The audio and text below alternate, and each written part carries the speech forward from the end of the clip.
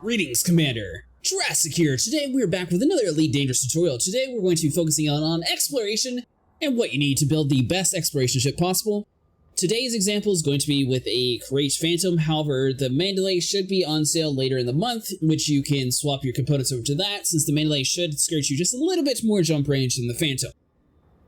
So you want to head over to your starboard services. Now the stock Phantom is going to cost $35.7 million in-game, just so you guys are aware. And for the outfitting, we're actually going to be doing a bunch of downscaling, ironically. So a lot of the ships you actually want to put better components on. This one, you want to strip it down and do as lightweight as possible. So you'll notice that we have 0 hard points enabled on our exploration ships. For utility mounts, we have 2 heat sinks.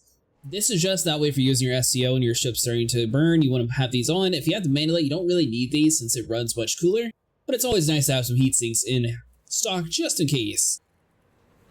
Core components, we keep the lightweight alloy.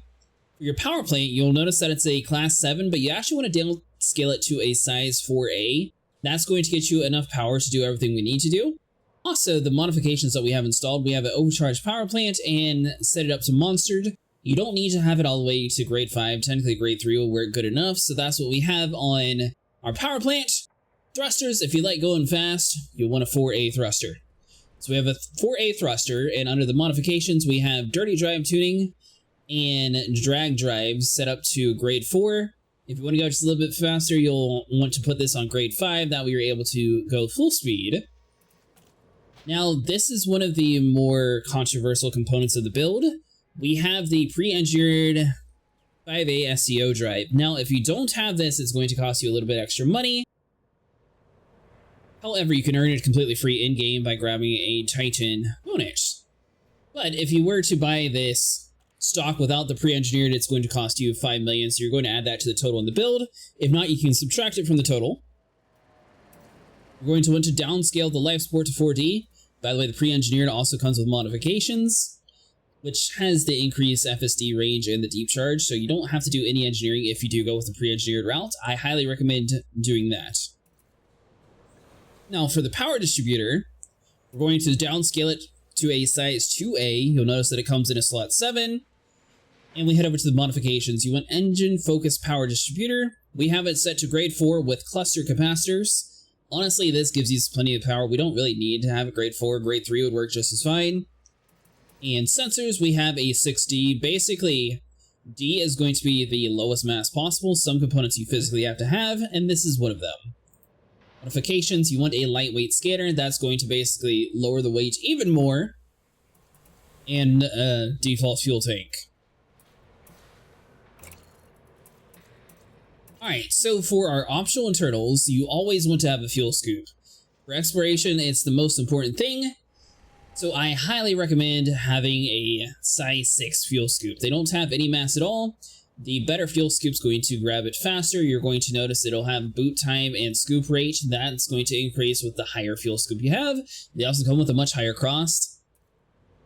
Now, this is another component that if you don't have the Guardian modules, that's completely fine. If you're new to the game, welcome, Commanders. This is the Guardian Shift and Drive Booster. This is going to add you a 10.5 light year jump increase. This is another 5.6 million component. If you don't have this, honestly, it's completely fine. Instead of having a 76 latent jump range, you're going to have a 65 jump range, or 66 jump range, sorry. You don't necessarily need that component, but if you have access to the Guardian modules, I do recommend this one. Also, we have a planetary vehicle hangar. This is going to be very important for exobiology. You always want to have some vehicles on hand. That way, when you land down on the planet, you can find that. We'll have a video later on to discuss what and how to do for exobiology. Now we have the standard cargo rack. It's always nice to have a little bit of room for limpets while you're out in the unknown. So we have a cargo wrap, a collector limpet, an auto field maintenance unit. Neither one of these are engineered. Everything's just completely stock. And now we're back to an engineered component. We have a 3D shield generator. Why did we go with 3D? Mainly because of the mass. The goal for this ship is to weigh as light as possible, being able to go much further distance. For modifications, we have reinforced shields, we have it upgraded to grade 3, and we have it set to faster charge. Now we have just a standard 2E cargo rack. You can swap some of these components out if you don't want the cargo racks. However, cargo racks, you're going to notice, they literally weigh none. So if you have any missions to like deliver, it's nice to have a cargo rack around. And especially if you're trying just to move like a small amount of stuff, you can go and get rid of the auto field maintenance unit and collector limpet. That way you have a couple more spaces for cargo racks if it's a small move. Now this is another component that you're actually going to get from the event that we're showing off later in the video. This is a pre-engineered detailed surface scanner. You can also have a regular surface scanner, but if you do the current live event, you're also going to get a detailed one for free. If not, it's going to cost you 2,950 credits to get a cheaper one. And of course, you have the Advanced Planetary Approach Suite. For vehicles, you can have either the Scarab or the Scorpion. Both of them work the exact same. The Scorpion you find from military installments done on planets. For a newer player, you might be concerned about the money cost of this. Technically, all in all, to buy everything, it would be 52 million credits. The Phantom itself would be 35 million. With all the additional components, it would be 14 million added on top of that. However, if you get the free re-engineered 5A FSD booster, and you don't have the Guardian booster, that's going to take about 10 million off, which leaves your grand total of 2 million with additional parts that you need to be added to your ship. So honestly, it's not too bad at all. Alright, now with that all said, we have a community event at Trailblazer Echo. Where is this found? Well, if you head over to your map, it's going to be found in system HIP 90578. Going to be wanting to look over inside your navigation panel for main stations. So that'll be under stations, and you're looking for a thing called Trailblazer Echo. Now from here, you head over to Starport Services, head to the mission board, and at the very top where it says community goal, you click on that, and then this is where you're able to enroll into the community goal. Now with that being said, I'm taking advantage of this opportunity and show you guys how to actually explore planets. This is not going to focus on landing on the ground. This is going to be focusing on scanning an environment and using our FSS scanner and our detailed surface scanner to get the maximum amount of money, and also to show you guys how to actually contribute to this event. As you guys can see, the top reward right now is 75 million. It will go up as the days progress. This should last about a week from today's video, and this is on February 1st. Alright, so with all that, let's go and launch. Now, if you're here just for the community event, welcome. Sorry you had to skip through the rest of that video. However, now we're able to do something pretty cool. So you can scan planet systems near the ship, or you can go a little bit further out, as long as it's kind of close to the bubble. You don't want to go super deep into the unknown, but as long as it's on the edge of the bubble, you should be fine. And also, inside the bubble also works for you too. From here, you just want to jump anywhere you want. For anyone curious what our jump range is for our ship, our current light year travel is 74.13. This is with a krait Phantom.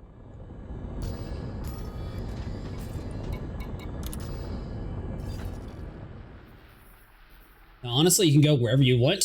The stars, your playground.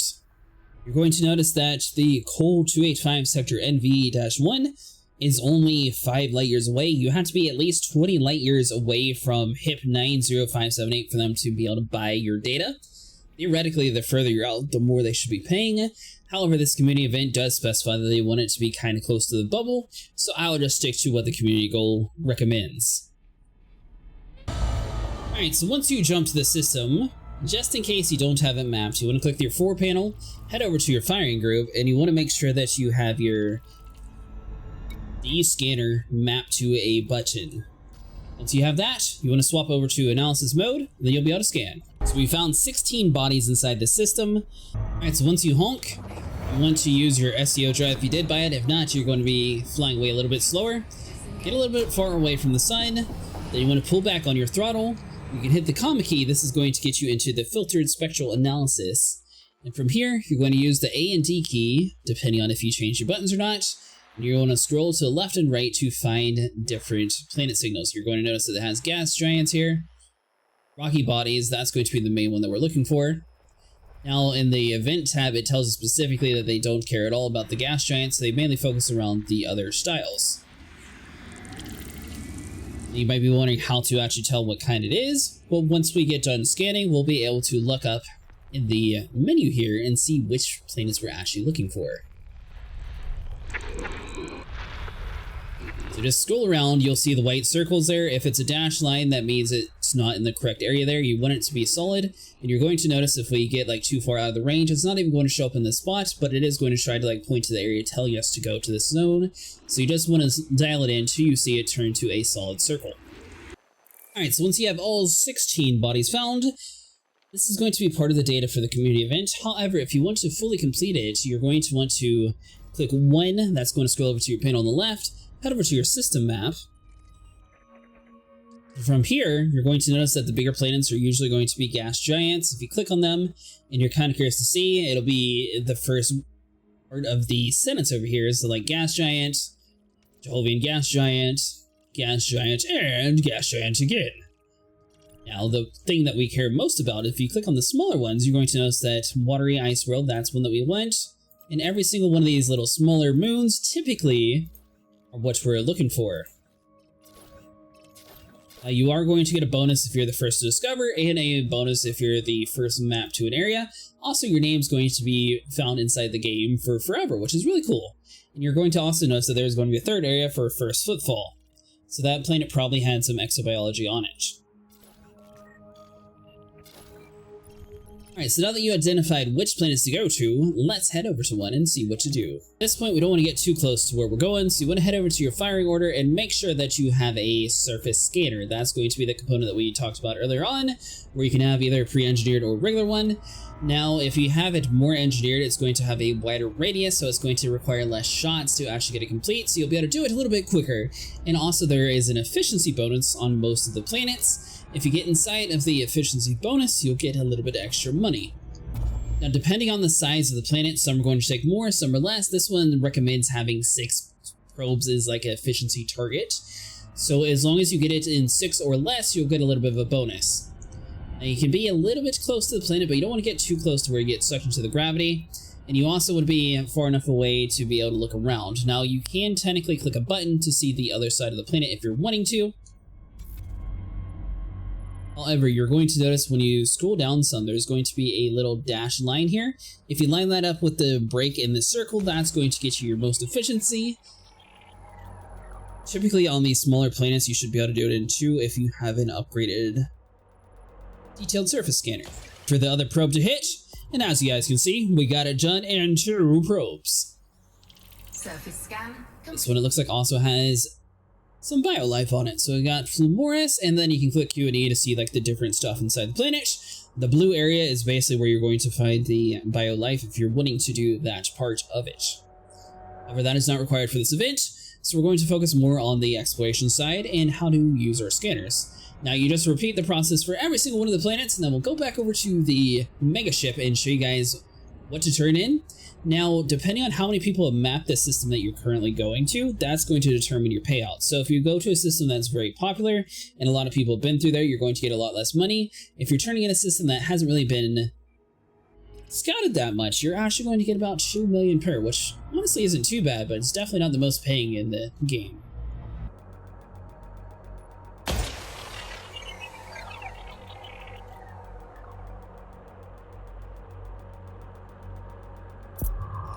Also, fun fact, occasionally you'll get to a part of the map where you'll have planets relatively close by together, so you don't really have to go anywhere. You can stay inside the same scanner to do the next planet. Surface scan complete.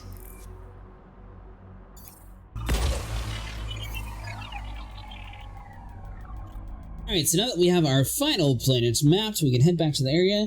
You're going to notice by now that your fuel might be kind of low if you're in a system that had its moon spread out pretty far. So we're going to teach you an acronym, and then we're going to teach you how to search for it on the map to see where your fuel scoop will actually be useful at. So we head over to the system map. We head over to the galaxy map. We want to click on Pilots Federation, and you want to look for this star system down here at the bottom. Now we're going to be looking for the acronym KGB FOAM. So basically it's going to be the top 7 results. Every single system that has a mark on your map now is going to have a scoopable fuel star, including the place that we are going. So we're going to head back over here, and then I'll show you guys how to fill up. You're also going to notice while your fuel does get lower on your ship, it's going to also make it so you can go further. So now our current jump range is 78, where before it was 76. We have about a quarter of a fuel tank left, but we've got plenty of gas, so don't worry about it. As long as you have a fuel scoop and you use KGB foam, you will never actually get stranded out in the middle of nowhere as long as you are heading to a system with a star. Now, the less fuel you have, the better jump range you have, so potentially you're able to get to a further objective, which then could allow you to get to a star that you thought previously you weren't able to make it to. Now, for this example, I'm going to turn on my planetary lines. I usually like to fly with them off just because I think it looks better. So if you click the equal sign, it'll put the rings around your planets, and that way you can tell how close you're able to get. See how it has a little red border there? That's basically where it's going to suck you in, and it's going to say, oh, you need to evacuate or you're going to blow up. Your ship will run kind of hot whenever you're trying to escape from it. The closer you get to this red bar, the hotter your ship's going to be, and also the faster your fuel is going to be scooped. So if you just hold the downward thruster and slowly let it take up, I've gone all the way up to 680 per second, and it fills up super fast. However, if you want to play it safe and stick up towards the top, like around the 300, it'll take a little bit longer, but it's not going to make your ship heat up any faster, so you'll be fine. If you do end up getting to about 90% heat, all you have to do is click your heatsink button, and that's just going to drop your heat down super low, and you don't even have to worry about any issues. Now that we have all that, we're going to head back over to Mega Ship here, and I'm going to hide the lines by clicking the equal sign just because I like it this way better.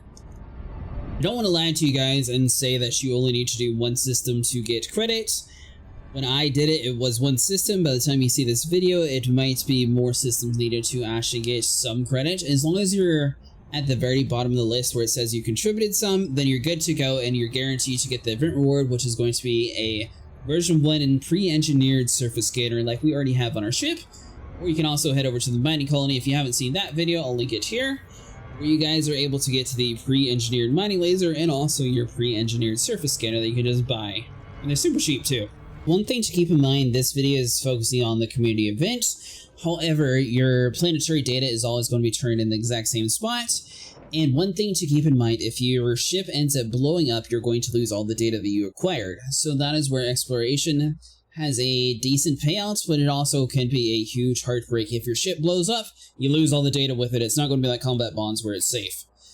But once you head back over to your mega ship or a main station, if you're doing this after the event is ended, you head over here and you're able to turn in your data here. Now you notice we have several different systems that we mapped.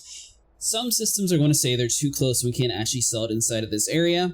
The event also requires it to be basically anything but a gas giant or a water world. So we'll sell our data that we're able to. Get a new rank apparently to the Pathfinder.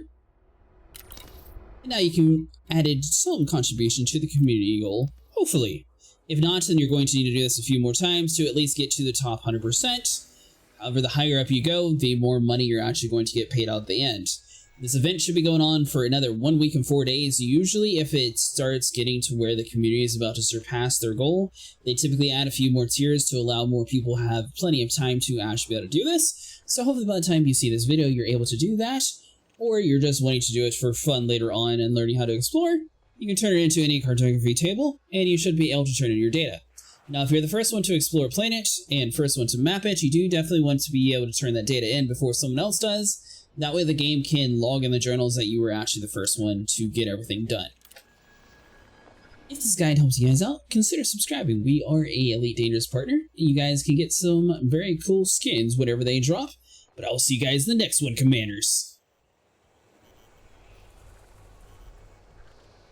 Oh, and one more thing.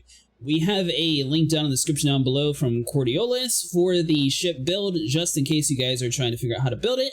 That way you can just click through the buttons without having to fully pause the video trying to figure out which one it is. Overall total for the build is 52 million. That's including the 35 million stock price and Roughly, you'll need about 14 million to buy all your components. However, it'll be much cheaper if you take off two of the major ones, the Guardian Booster and the SEO drive. So all in all, you can probably get it to about 59 to 42 million, depending on what you go with. But I will see you guys in the next one.